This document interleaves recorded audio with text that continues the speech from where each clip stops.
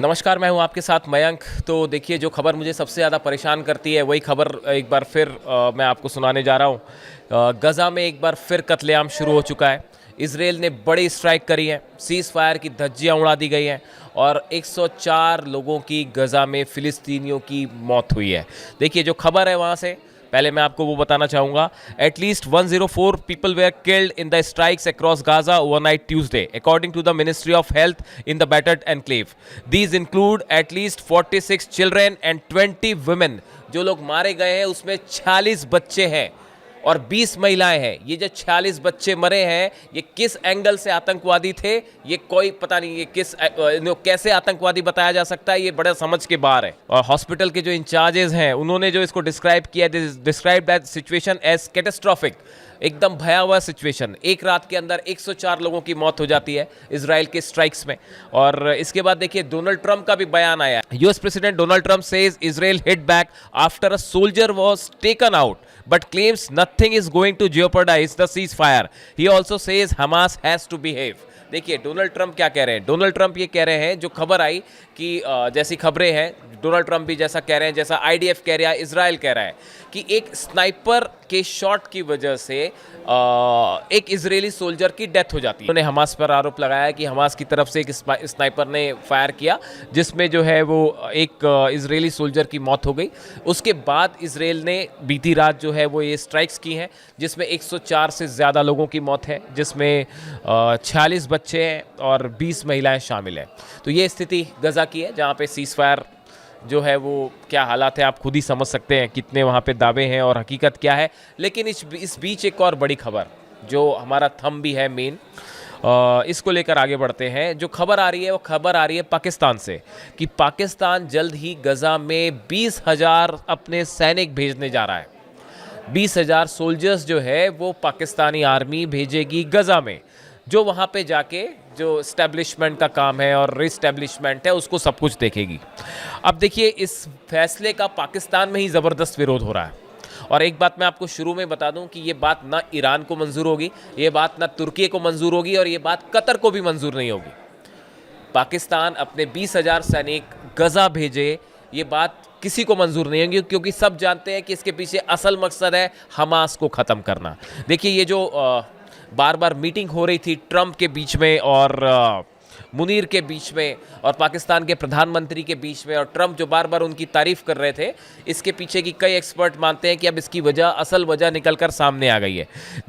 देखिए, 2 बड़ी मीटिंग्स हुई। आपको ये समझना पड़ेगा कि पाकिस्तान अपनी जो सोल्जर्स को भेज रहा है गज़ा, जैसा फैसला हो गया है बताया जा रहा है, इसके पीछे की जो इनसाइड स्टोरी है वो समझिए। 2 बड़ी मीटिंग्स होती है। पहली अक्टूबर में, इसी महीने की शुरुआत में मीटिंग हुई। ये मीटिंग मिस्र में पाकिस्तान के सेना प्रमुख जनरल असीम मुनीर और इजरायली खुफिया एजेंसी मोसाद और अमेरिका एजेंसी CIA के अधिकारियों के बीच हुई। इस बैठक में असीम मुनीर खुद शामिल थे, इस बैठक में मोसाद के एजेंट्स शामिल थे, इसमें CIA के एजेंट्स शामिल थे।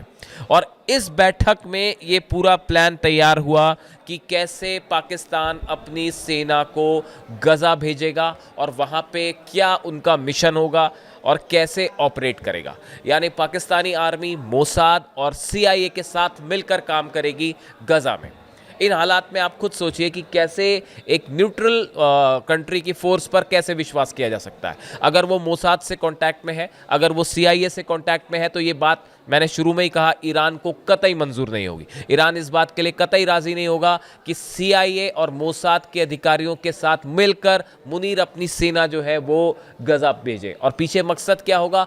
हमास को ख़त्म करना। हमास के जितने लड़ाके हैं उनको दरकिनार करना है, उनको वहाँ से हटाना या फिर उनका मुकाबला करना, जो रियल एजेंडा है। देखिए, हमास से हथियार रखवाना इतना आसान नहीं है। अगर ये होना होता तो स्ट्राइक्स में इजराइल ने अब तक ये कर दिया होता, लेकिन ये हो नहीं पाया। अमेरिकन इंटरवेंशंस के बाद भी तमाम जितने मीडिएटर्स थे, इजिप्ट बीच में था, कतर था, लेकिन हमास इस बात के लिए राजी नहीं है, क्योंकि उसका ये कहना है सेकेंड लेवल वाली टॉक्स थी वो ना कभी शुरू हो पाई। आगे बढ़ने की तो बात ही नहीं है कि हमास हथियार छोड़ेगा या बाद में गज़ा का एडमिनिस्ट्रेशन कैसे होगा, इसको लेकर कोई सहमति नहीं बनी।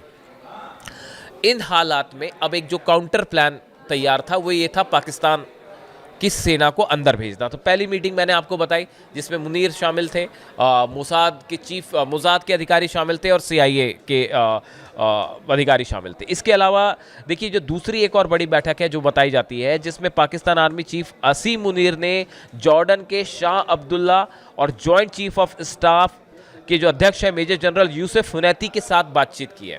देखिए जॉर्डन का इसलिए इसमें बहुत अहम रोल है। अगर पाकिस्तान अपनी आर्मी को गज़ा भेजता है तो उसे जॉर्डन की मदद चाहिए होगी। बिना जॉर्डन की मदद के पाकिस्तानी आर्मी गज़ा को ऑपरेट ही नहीं कर पाएगी। आपको जो बैकअप चाहिए, आपको जो बॉर्डर क्रॉस करके अंदर जाना होगा, रीइंफोर्समेंट चाहिए होगा, वो बिना जॉर्डन के हेल्प पे नहीं हो सकता। अब देखिए इन हालात में इंडोनेशिया की फोर्सेस वहाँ जाने को तैयार है, अजरबैजान की फोर्सेस वहाँ जाने के तैयार है। पाकिस्तान 20,000 अपने सैनिक वहाँ भेजना चाहता है। इसके पीछे का मकसद देखिए, पाकिस्तान रिकॉग्नाइज नहीं करता इसराइल को, लेकिन अब हालात ऐसे हैं कि मोसाद के साथ, उसकी खुफिया एजेंसी के साथ मिलकर वो हमास के अगेंस्ट ऑपरेशन करने को राजी है। अब ये बात ईरान को, तुर्की को और कतर को किसी सूरत में मंजूर नहीं होगी और वो पाक आर्मी का गज़ा में सख्त विरोध करेंगे।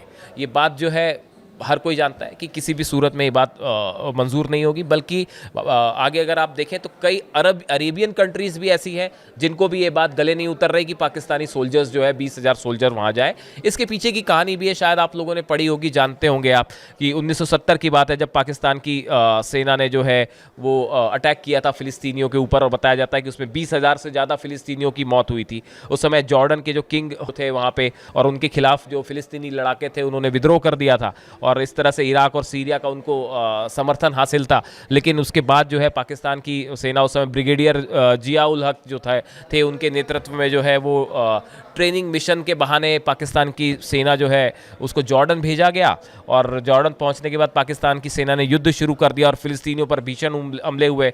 ब्लैक सितंबर, जहाँ तक मेरे को याद आ रहा है, ब्लैक सितंबर उसको नाम दिया गया था ऑपरेशन का, जिसमें बताया जाता है कि 20,000 फिलिस्तीनी मारे गए थे। उसके बाद से आप देखिए फिलिस्तीन का कोई भी शख्स जो है, फिलिस्तीनी जो है, वो पाक आर्मी पे कतई विश्वास नहीं करेंगे और उनको ये बात पसंद भी नहीं आएगी। आप खुद सोचिए, आपने गज़ा को क्या समझ रखा है? आप जो ये बात हमेशा से ईरान की तरफ से कही गई, ये बात हमेशा से फिलिस्तीनियों की तरफ से भी कही गई है कि आप गज़ा में चाहते हैं कि इंटरनेशनल फोर्सेस आए। वो फोर्स कहाँ से आएगी?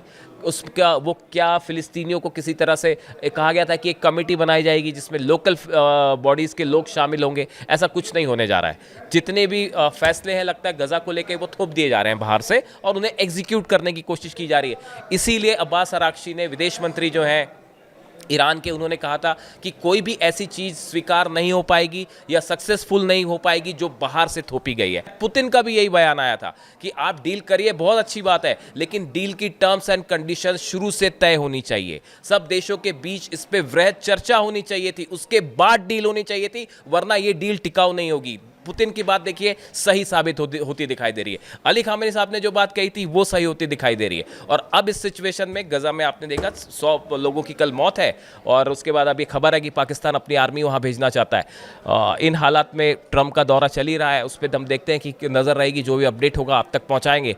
लेकिन फिलहाल जो सीज़ फायर है उसकी तो धज्जियाँ उड़ गई हैं, यही कहा जा सकता है। इससे जुड़ा जो भी अपडेट होगा आप तक पहुँचाएंगे। Thank you so much.